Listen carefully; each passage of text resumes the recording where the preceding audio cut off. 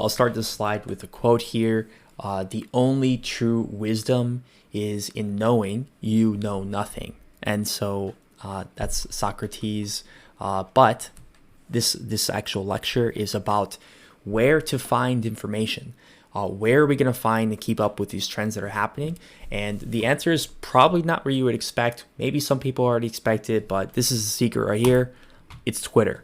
Twitter has so many professionals that are working in AI, and you can find their updates really, really easily, especially around ChatGPT. So if you don't have any ideas on how to use this creatively, go on Twitter, type in ChatGPT in the search, and you can go here, and we can go to latest, and we can start to just see what people are doing. Some people have examples, on very interesting results that they've been testing here. So you can see here, it looks like someone's doing some kind of tables and stuff like that.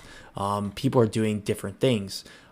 Here's make a Roblox game that is a melee fight, and he has a bunch of different game ideas. Different examples here. So go to Twitter, type in ChatGPT, type in AI, machine learning, find these keywords, follow the people who are actually, top results are actually quite good sometimes versus latest. You can look at top results and find the experts, follow them. It's a great way to see the experimental stuff.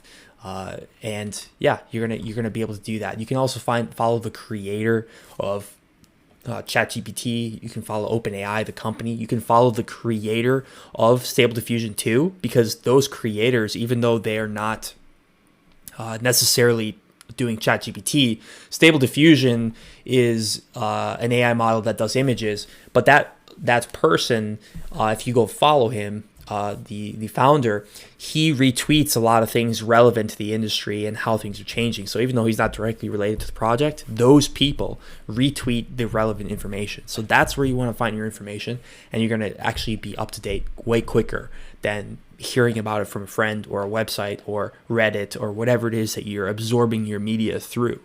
This is a more effective way to do that.